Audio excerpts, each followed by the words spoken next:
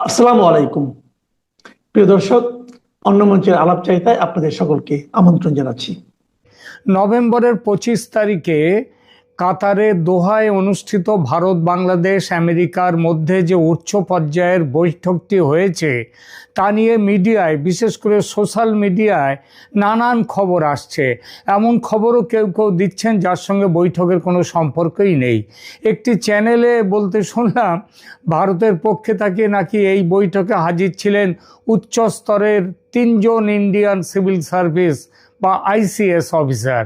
যিনি বলছেন কথা তার সম্ভবত জানা নেই যে ভারতের শেষ আইসিএস অফিসার নির্মল কুমার মুখার্জি 1980 সালে চাকরি থেকে অবসর নেন।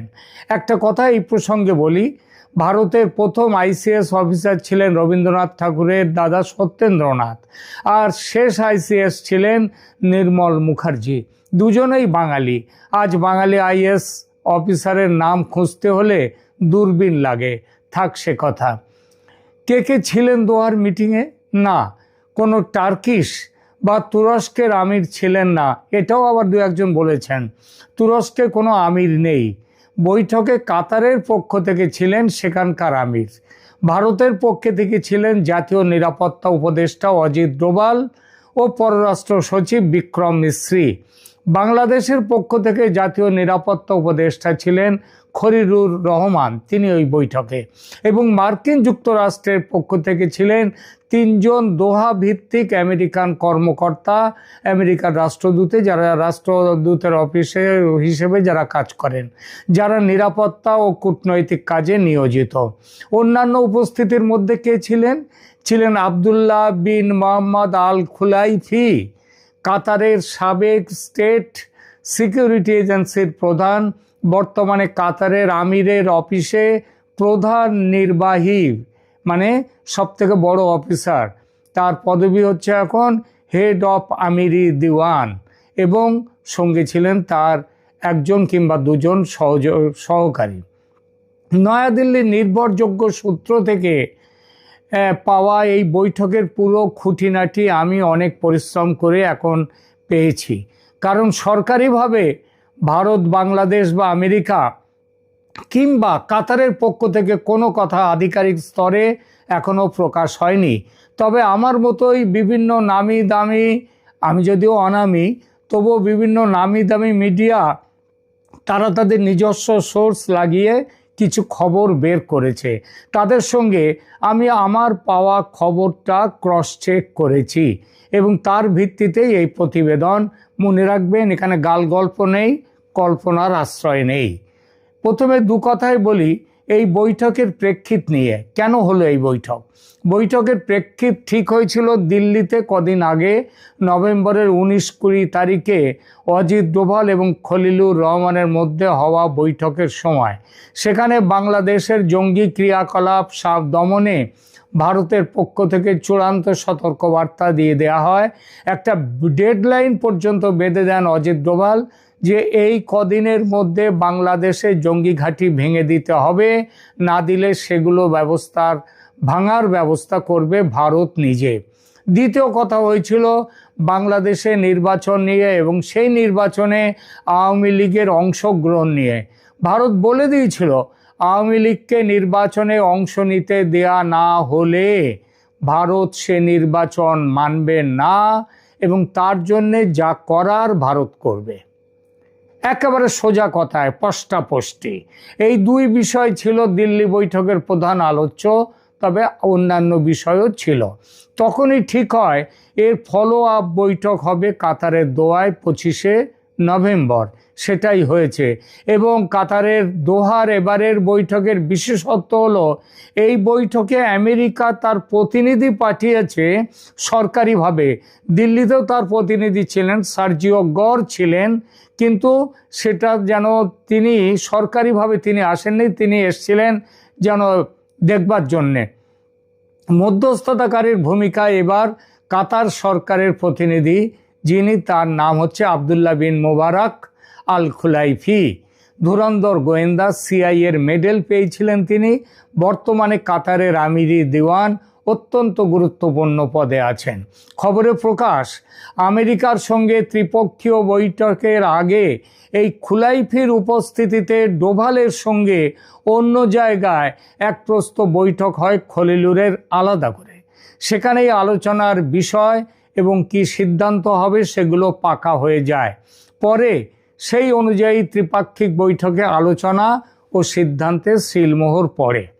গুরুত্বের সঙ্গে আলোচিত হয়েছে যে বিষয়গুলো, সেগুলো হলো বাংলাদেশের আগামী নির্বাচন, সেই নির্বাচনে আওয়ামী লীগের স্থান ও শেখ হাসিনার ভবিষ্যৎ, দক্ষিণ এশিয়ার রাজনৈতিক স্থিতিশীলতা, নিরাপত্তা ও উন্নয়ন, আঞ্চলিক নিরাপত্তা ও সন্ত্রাসবাদ দমনে সহযোগিতা, জ্বালানি, বাণিজ্য, বিনিয়োগ সংক্রান্ত দ্বিপাক্ষিক অংশীদারিত্ব, বাংলাদেশ ভারত সীমান্ত এবং পিপল টু পিপল সংযোগ এবং মানবাধিকার প্রসঙ্গ, বিশেষ করে বাংলাদেশের সংখ্যালঘু জনগোষ্ঠী এবং সাম্প্রতিক রাজনৈতিক অস্থিতিশীলতার পটভূমিতে আইন শৃঙ্খলা ও সুশাসন সংক্রান্ত আলোচনা। বৈঠকের সিদ্ধান্ত এবং কি হলো এবং যৌথ কর্মপদ্ধতি কি ঠিক হলো এটাই যে সন্ত্রাসবাদ প্রতিরোধে তথ্য ও গোয়েন্দা আদান প্রদান বাড়ানোর চুক্তি হয়েছে, যেটা বাংলাদেশ কিন্তু সম্প্রতি বন্ধ করে দিয়েছিল ভারতের সঙ্গে। এটা শেখ হাসিনার সময়ে ভারতের সঙ্গে বাংলাদেশের এই ব্যাপারগুলো ছিল, এই কর্মপদ্ধতি আদান প্রদান, কিন্তু বর্তমানে বাংলাদেশের ইউনূস সরকার ওই আদান প্রদান সব কিছু করছেন পাকিস্তানের সঙ্গে। এছাড়া আঞ্চলিক ও বৈশ্বিক নিরাপত্তা চ্যালেঞ্জে সমন্বিত যে কর্মপ্রয়াস, সেই ব্যাপারটা সেটা যৌথভাবে করা হবে বলে এখানে সিদ্ধান্ত হয়েছে। বাংলাদেশের অর্থনৈতিক স্থিতিশীলতা এবং গণতান্ত্রিক পদ্ধতি অব্যাহত রাখার উপর জোর দেওয়া হয়েছে। ভারত ও বাংলাদেশের দ্বিপাক্ষিক বিষয়ে আলোচনার পাশাপাশি ভারত, বাংলাদেশ, আমেরিকা এই তিন দেশের ত্রিপাক্ষিক উদ্যোগ এবং মধ্যস্থতাকারীর ভূমিকায় কাতার, কারণ কাতারের প্রচুর বাংলাদেশি কাতারে কাজ করেন এবং কাতারের অনেক আছে, তাদের সহায়তা আছে বাংলাদেশে, তারা অনেক প্রজেক্ট আছে। এটা হলো আলোচনার সারমর্ম। সবগুলো বিষয় নিয়ে এখানে আলোচনার পরিসর নেই, তাই দুটি মুখ্য বিষয়ের উপরে আলোচনা করব। নির্বাচনে শেখ হাসিনা ও আওয়ামী লীগের ভূমিকা নিয়ে কি সিদ্ধান্ত হলো এবং মৌলবাদ ও জঙ্গিবাদ ঠেকাতে বাংলাদেশ কি করবে বলে কথা দিল এই বৈঠকে। বিশ্বস্ত আন্তর্জাতিক সংবাদ মাধ্যমের খবর বলছি, দ্য হিল এবং ভারত ও বাংলাদেশের বিভিন্ন দৈনিক এই বৈঠকের গুরুত্ব তুলে ধরেছে। যুক্তরাষ্ট্রের পক্ষ থেকে বৈঠকে আঞ্চলিক অস্থিতিশীলতা, সীমান্ত পরিস্থিতি ও বাংলাদেশের সাম্প্রতিক রাজনৈতিক পরিবর্তনের ইস্যু এবং তার ফলে কি অবস্থা ঘটছে বাংলাদেশের, সেই বিষয়গুলো উত্থাপিত হয়। ভারতের প্রধানমন্ত্রী ও পররাষ্ট্রমন্ত্রীর মন্তব্য অনুযায়ী বাংলাদেশের সংখ্যালঘু ও সীমান্ত নিরাপত্তার বিষয়টিও বিশেষ গুরুত্ব পেয়েছে এবং এখানকার সারসংক্ষেপ ও বাস্তব প্রভাব কি। ত্রিপাক্ষিক বৈঠকটিতে ভারত, আমেরিকা কাছাকাছি এলো এবং বাংলাদেশকে ভারত ও আমেরিকা তাদের মধ্যে নিয়ে বাংলাদেশের ভার ভারতের হাতে তুলে দিয়ে দিল এই দোহায়। এখানে দক্ষিণ ও মধ্য এশিয়ায় নিরাপত্তা, অর্থনীতি ও কৌশলগত দ্বন্দ্ব প্রশমনে এক যুগান্তকারী পদক্ষেপ হিসেবে বিবেচিত করা হচ্ছে দোহার বৈঠককে। ভারতের নেতৃত্বে এবং যুক্তরাষ্ট্রের সক্রিয় সহযোগিতায় এই ভারত বাংলাদেশ এই বিরাট অঞ্চলে অর্থনীতির গতিশীলতা এবং সন্ত্রাস বিরোধী কৌশলের দিকে এগিয়ে যাওয়া, পাশাপাশি গণতন্ত্রকে ধারাবাহিকভাবে এগিয়ে নিয়ে যাওয়া এবং পিপল টু পিপল কূটনীতিতে গুরুত্ব বৃদ্ধি পেয়েছে। উল্লেখযোগ্য আন্তর্জাতিক কভারেজ এই বৈঠকের ব্যাপারে দিয়েছে First Post, Deccan Herald, The Hill ইত্যাদি মিডিয়া। এবং তারা সমস্ত ব্যাপারটাই ইতিবাচক বিশ্লেষণ করেছে। বিশেষ করে তথ্য আদান প্রদান ও আঞ্চলিক নিরাপত্তা সংক্রান্ত যে প্রতিশ্রুতির কথা এখানে সিদ্ধান্তে এসেছে, মানবাধিকারের প্রসঙ্গ, আভ্যন্তরীণ স্থিতিশীলতা নিয়ে যে আলোচনা হয়েছে সেটা এই মিডিয়া রিপোর্টে গুরুত্ব পেয়েছে। এখনো পর্যন্ত কোনো বৈঠক সংক্রান্ত প্রকাশ্য সরকারি পূর্ণাঙ্গ যৌথ বিবৃতি না পাওয়া গেলেও ওপরে বর্ণিত বিষয়গুলো বিশ্বাসযোগ্য, আন্তর্জাতিক ও খুব সাম্প্রতিক প্রিন্ট মিডিয়া, অনলাইন মিডিয়া এবং বিভিন্ন মিডিয়া রিপোর্ট দ্বারা নিশ্চিত হয়েছে। সুতরাং বিশ্বাসযোগ্যতা ও সূত্র যাচাইকরণের দিক থেকে The Hill, Deccan Herald, First Post এদের যে অফিসিয়াল রিলিজ সেটা খুব গুরুত্বপূর্ণ। 25শে নভেম্বরের এই বৈঠকের আগে ভারতের পররাষ্ট্রমন্ত্রী জয়শঙ্কর দোহা সফর করেছিলেন 15 থেকে 18 নভেম্বর, গত সপ্তাহে। সেটা ছিল প্রধানত ভারত কাতার দ্বিপাক্ষিক আলোচনার জন্য। তিনি কাতারের প্রধানমন্ত্রী ও পররাষ্ট্রমন্ত্রী শেখ মোহাম্মদ বিন আব্দুর রহমান বিন জাসিম আল থানি এবং কাতারের আমির তামিম বিন হামাদ আল থানির সঙ্গে আলোচনা করেছেন। মনে রাখবেন, কিছুদিন আগে ইউনুস সাহেব গিয়েছিলেন, তিনি কাতারের আমিরের সাথে দেখা করতে চেয়েছিলেন, আমির দেখা করেননি। ইউনুসকে ফিরে আসতে হয় আমিরের মায়ের সাথে দেখা করে। এই বৈঠকগুলো জয়শঙ্কর করেছেন, সেখানেও শক্তি, বাণিজ্য, বিনিয়োগ, মধ্যপ্রাচ্যের পরিস্থিতি ইত্যাদি নানান বিষয় ছিল। সঙ্গী ছিল ভারত কাতার কৌশলগত অংশীদারিত্ব কিভাবে আরও বাড়ানো যায় তাই। আর তারপরে এই প্রকৃত ত্রিপাক্ষিক বৈঠক। এবারের বৈঠকের গুরুত্বপূর্ণ বিষয়গুলো তো কথা তো আগেই বলেছি, শেখ হাসিনার ভবিষ্যৎ এবং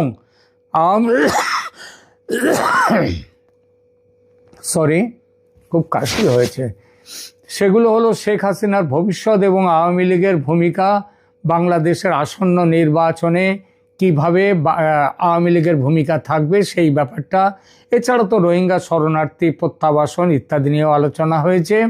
কিন্তু সবথেকে বড় কথা হচ্ছে এই বৈঠকে যে আলোচনা হয়েছে শেখ হাসিনার ওপর থেকে অপরাধ ট্রাইব্যুনালের দেয়া শাস্তি মকুব করা বা প্রত্যাহারের কথা কিন্তু নিশ্চিতভাবেই এই বৈঠকে আলোচনা হয়েছে।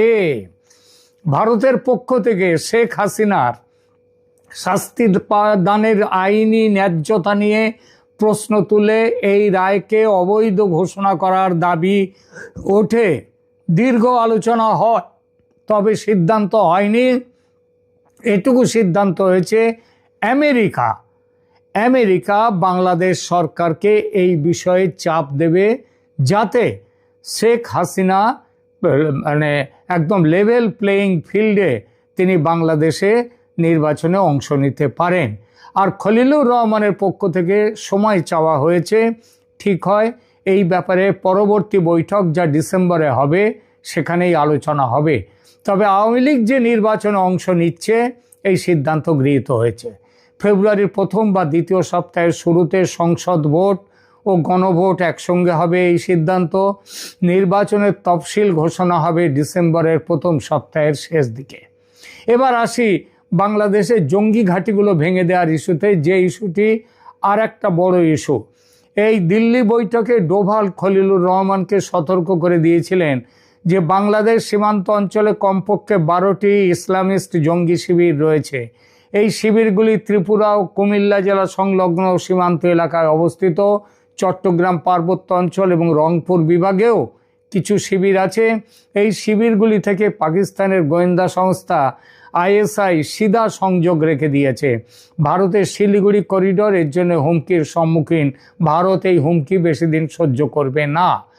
আন্তর্জাতিক গোয়েন্দা কর্তৃপক্ষ এবং নির্ভরযোগ্য সংবাদ সূত্র অনুযায়ী নভেম্বর 25-এ অনুষ্ঠিত ত্রিপাক্ষিক বৈঠকে জঙ্গিবাদ দমন বিষয়ে আলোচিত বিষয়গুলি ছিল। বাংলাদেশে জঙ্গি শিবির এবং আন্তর্জাতিক সন্ত্রাসবাদী নেটওয়ার্ক সম্পর্কে গোয়েন্দা তথ্য আদান প্রদান করা হবে, এটা তো বলাই হয়েছে। যেটা বন্ধ হয়ে গিয়েছিল ভারতের সঙ্গে বাংলাদেশের, সেটা হবে। এই ঘাঁটিগুলো ভেঙে দিতে হবে। দিল্লি বৈঠকের পর এই ব্যাপারে বাংলাদেশ কিছুটা এগিয়েছে, তবে অগ্রগতি খুব কম। দোহা বৈঠকে অজিত ডোভাল আমেরিকার অফিসারদের সামনেই বলেছেন ভারত আর একটুও দেরি বরদাস্ত করবে না। খলিলুর রহমান জানান, বাংলাদেশ তাৎক্ষণিক সামরিক পদক্ষেপ নিয়েছে। ইতিমধ্যে কুমিল্লা জেলায় অবস্থিত একটি জঙ্গি শিবিরের বিরুদ্ধে সেনাবাহিনী 24শে নভেম্বর অভিযান চালিয়েছে, বেশ কয়েকজন মারা গেছে সেখানে। এটা অজিত ডোভালের সতর্কতার ফলের ইঙ্গিত দেয়। বলা হয় বান্দরবান এবং জঙ্গি এবং রাঙামাটিতেও কিছু জঙ্গি ক্যাম্প ভেঙে দেওয়া হয়েছে। খলিলুর রহমান কথা দেন বাকিগুলো ভাঙা হবে খুব তাড়াতাড়ি, তবে ভারতের পক্ষ থেকে একটু ধৈর্য ধরতে অনুরোধ করেন, সার্জিক্যাল স্ট্রাইক না করার অনুরোধও জানান তিনি। জঙ্গিদের বিষয়ে গোয়েন্দা তথ্য আদান প্রদান ব্যবস্থা আগে যেটা আগেই বলেছি, আগে ওটা বন্ধ ছিল শেখ হাসিনার সময়, ইউনূসের সময় এসে বন্ধ হয়ে গেছে। সেটা এখন পাকিস্তানের সাথে শুরু হয়েছে, সেটা পাকিস্তানের সাথে আর থাকবে না, হবে ভারতের সাথে, এই সিদ্ধান্ত হয়েছে। পাকিস্তানের সাথে ওই সম্পর্ক কেটে যাবে। মার্কিন সহায়তায় দোহায় উপস্থিত আমেরিকান কর্মকর্তারা গোয়েন্দা এবং প্রযুক্তিগত সহায়তা, স্যাটেলাইট ইমেজিং, ড্রোন মনিটরিং এবং সাইবার নিরাপত্তা সেবা দেবেন বলে কথা দিয়েছেন ভারতকে এবং বাংলাদেশকেও। বাংলাদেশের অবস্থানটা কি তাহলে? বাংলাদেশের জাতীয় নিরাপত্তা উপদেষ্টা খলিলুর রহমান দোহা বৈঠকে ইসলামী জঙ্গিবাদ ও বিচ্ছিন্নতাবাদ বিরোধে ঢাকার দৃঢ় অবস্থান তুলে ধরেছেন এবং আশ্বাস দিয়েছেন যে বাংলাদেশ ইসলামী সন্ত্রাসবাদ এবং চরমপন্থা প্রতিরোধে সবসময় অঙ্গীকারবদ্ধ, ভবিষ্যতেও থাকবে। যে ভুলচুক হয়েছে সেটা হবে না। বৈশ্বিক সন্ত্রাসবাদ বিরোধী প্রচেষ্টাতেও বাংলাদেশ সক্রিয় অংশগ্রহণ করবে। আমেরিকাকে যে এইভাবে আমেরিকাকে ঘুরিয়ে নেওয়ার পুরো কৃতিত্ব কিন্তু ভারতের।